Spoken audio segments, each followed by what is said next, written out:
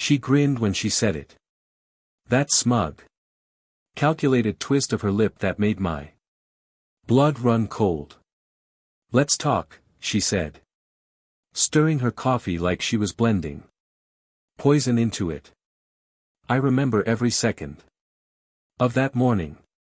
The smell of burnt toast, the faint sound of the ceiling fan scraping against its hinge, and my wife's brother's new wife, Nadia, sitting across from me in my kitchen in my house, trying to teach me the concept of rent. Rent for the roof I built. A month earlier, I'd opened my doors to them, Samir and his new bride, Nadia. He'd lost his job, said things were tough. I believed him. Family mattered. Or so I thought. My wife, Leia, had begged me to help.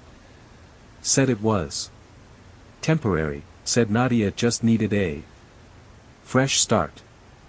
I remember Samir's handshake that day, weak, hesitant. And Nadia's eyes, curious, calculating. She took one long look at the living room, like she was mentally rearranging it. I brushed it off. Kindness shouldn't require suspicion, but kindness is how predators measure you. They settled in. Fast, too fast. Nadia started cooking dinner, our dinners. She'd slip into my conversations with Leia, finishing my wife's sentences like she'd always been there. Samir stayed out late job hunting, his car returning home with the smell of perfume that wasn't hers. I noticed things, the subtle ones first. My whiskey bottles half empty.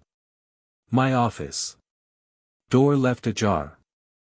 Nadia's shoes left under the study desk as if she'd been there, reading or listening. Then the bolder signs. One night, I caught a glimpse of Nadia whispering to Leia on the balcony. I didn't hear the words, but I didn't need to. Leia's face said enough. Guilt. Then obedience. I didn't confront them. Not yet.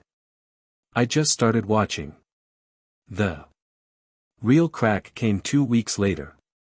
I overheard Nadia on the phone. Soft. Coaxing, amused. He's too soft. Leia believes whatever I say. Then laughter. And a whisper. He'll pay. Don't worry. I should have stormed in, but I didn't. I recorded it instead. That morning in the kitchen, when she asked to talk, she spoke like she was addressing a servant. You've been kind, she began, but it's not fair for us to live here for free. I told Leia it's better if you start paying us monthly, like rent, you know, to avoid future misunderstandings. She said it while sipping from my mug. The audacity was surgical. Leia stood beside her, silent, avoiding my eyes. I saw the manipulation in every blink. Nadia had gotten into her head, made her feel indebted, maybe even guilty. I just nodded. Of course, I said calmly. You're right. We'll talk details tonight. They thought they'd won. That evening, I didn't argue.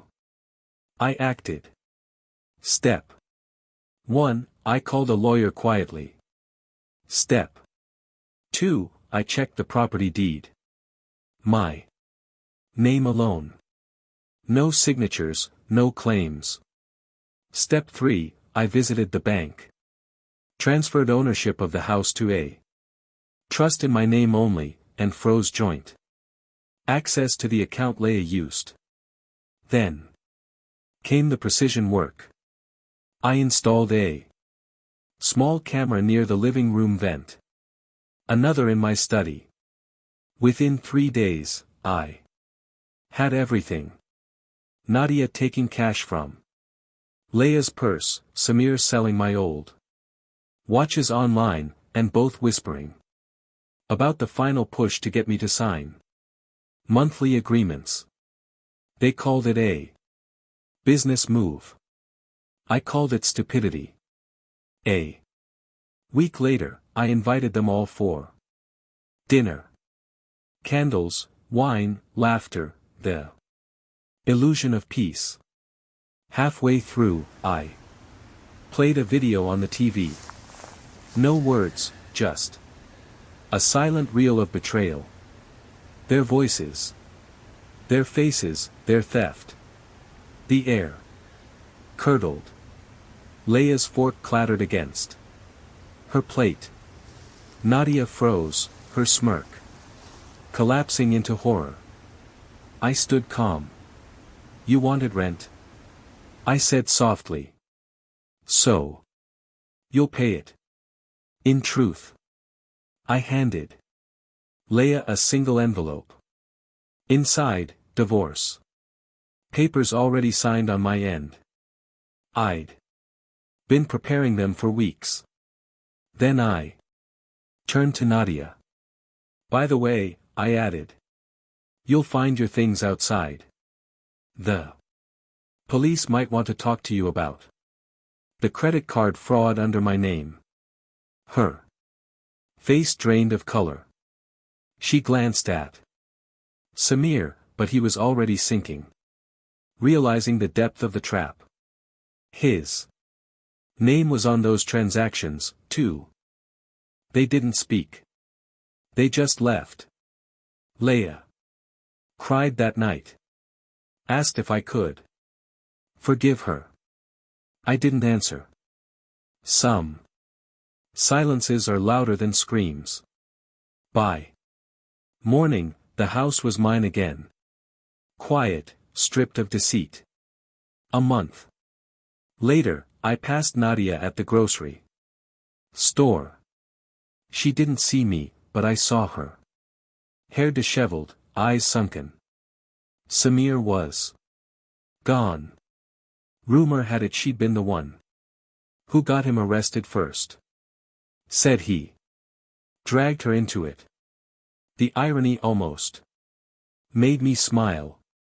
I walked past her without a word. People think revenge is fire. Loud, consuming. They're wrong. Real revenge is ice. It's quiet, patient. Absolute. It doesn't shout when justice lands. It whispers. And when I sat alone that night, sipping the last of the whiskey she'd once stolen, I finally felt what peace really tastes like. Cold, clean, earned. Because in the end, I didn't pay rent. They did.